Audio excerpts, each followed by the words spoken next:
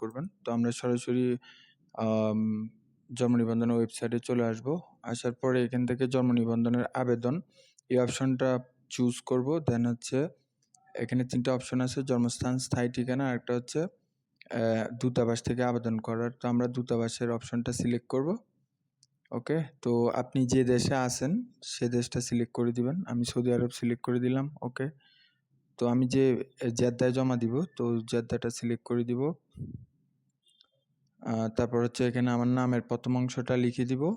আমার নামের প্রথম অংশ বাংলায় লিখে দিলাম। তারপর হচ্ছে আমার নামের শেষ অংশ সেটাও লিখব। তো নামের প্রথম অংশ বাংলা এবং ইংরেজি দুটাই লিখব। ওকে, বাংলা ইংরেজি দুটাই লিখব। তারপর হচ্ছে ডেট অফ বার্থটা লিখে দিব, আমার জন্মসালটা লিখে দিলাম। তারপর হচ্ছে এখান থেকে এটা টিক মার্ক করে দিব। দেন হচ্ছে আমি পিতামাতার কততম সন্তান সেটা লিখে দিলাম। তারপর হচ্ছে আমার লিঙ্গটা দিয়ে দিলাম পুরুষ। এখন হচ্ছে জন্মস্থানের ঠিকানা, এটা কখনো চেঞ্জ হবে না। ওকে, সো আমি জন্মস্থানের ঠিকানাটা দিয়ে দিলাম, বিভাগ দিলাম। তারপর হচ্ছে জেলা দিব। তারপর হচ্ছে আমার উপজেলাটা এখানে লিখে দিব। তারপর হচ্ছে এখান থেকে আমার ইউনিয়ন পরিষদ দিয়ে দিলাম সারিকাইট। তারপর হচ্ছে আমার ওয়ার্ড নাম্বারটা লিখে দিব এখান থেকে। তারপর হচ্ছে এখানে দিব ডাকঘর, বাংলা এবং ইংরেজি দুইটাই লিখবো আমি। বানানগুলো খেয়াল রাখবেন যাতে কোনো রকম ভুল না হয়। আমি ডাকঘরটা লিখে দিলাম। ডাকঘরটা লিখার পরে এখানে লিখবো হচ্ছে গ্রামটা লিখবো। তারপর হচ্ছে আমার বাড়ির নামটা দিয়ে দিলাম। ওকে, আপনিও আপনার বাড়ির নামটা লিখে দিবেন। তো এখানে বাংলা ইংরেজি দুটোই লিখবো, যাতে ভুল না হয় কেয়ারফুলি লিখতে হবে। ওকে, কারণ এগুলো একবার ভুল হলে পরে অনেক সমস্যা ঠিক করতে। তো সব কিছু এখানে লিখে দিলাম। এরপর হচ্ছে আমরা পরের পেজে আসবো। তো এখানে হচ্ছে প্যারেন্টাল ইনফরমেশন দিব। আমার বাবার নাম লিখবো, মায়ের নাম লিখবো। ওকে, বাবার নাম ইংরেজি এবং বাংলা দুটো লিখবো আমি। তো বাবার নামটা লিখে দিলাম। তারপর হচ্ছে বাবার নাম আবার ইংলিশটা লিখে দিলাম, ভুল যাতে না হয় সেদিকে অবশ্যই খেয়াল রাখবেন। তারপর হচ্ছে জাতীয়তা দিয়ে দিব, আমার বাবার জাতীয়তা কি। ওকে, তারপর হচ্ছে মায়ের নাম লিখে দিব, মায়ের নামটা দিয়ে দিলাম বাংলায়। তারপর মায়ের নামটা দিলাম ইংরেজিতে, মায়ের নাম দিলাম ইংরেজি। ওকে, অ্যান্ড দেন নেক্সট ওয়ান হচ্ছে আমার জাতীয়তাটা দিয়ে দিলাম মায়ের। ওকে, সো এখন হচ্ছে আমার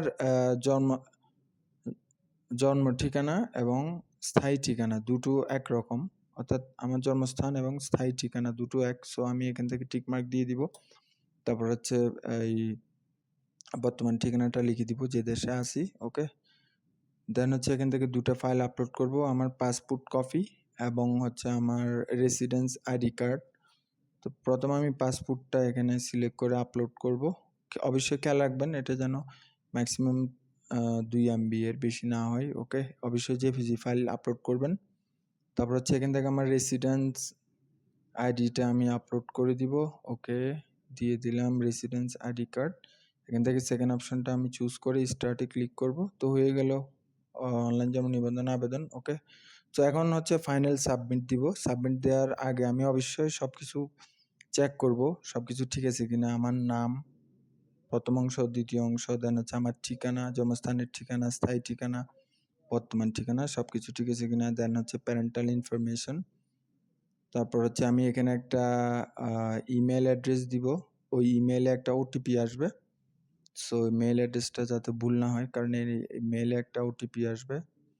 চাইলে একটা ফোন নাম্বার অ্যাড করে দিতে পারেন, যে দেশে আছেন সেই দেশের আপনার নিজের নাম্বারটা অ্যাড করে দিবেন। ওকে, দেন হচ্ছে ওটিপি পাঠান, এই অপশানে আমি ক্লিক করব। তো চলে আসলো হচ্ছে আমার ওটিপি। তো আমি হচ্ছে এখন সাবমিট দিব, ফাইনাল সাবমিট। ওকে, ওটিপিটা আপলোড করলাম। দেন হচ্ছে এখান থেকে আমার মেইলটা চেক করব। মেইলে আমার একটা ওটিপি আসছে, ওটিপিটা আমি এখান থেকে নিব। ওটিপিটা নিয়ে দেন হচ্ছে এখানে বসিয়ে দেব। ওকে, ওটিপিটা বসিয়ে দিলাম। ওটিপি দেওয়ার পর আমার একটা সাকসেস আসবে, দেন হচ্ছে এটা প্রিন্ট করব, প্রিন্ট করে হচ্ছে আমার সংযুক্তি দিব, সাথে পাসপোর্ট ইত্যাদি ইত্যাদি প্রয়োজনীয় সব কিছু আমি হচ্ছে অ্যাম্বাসি বরাবর সাবমিট করব।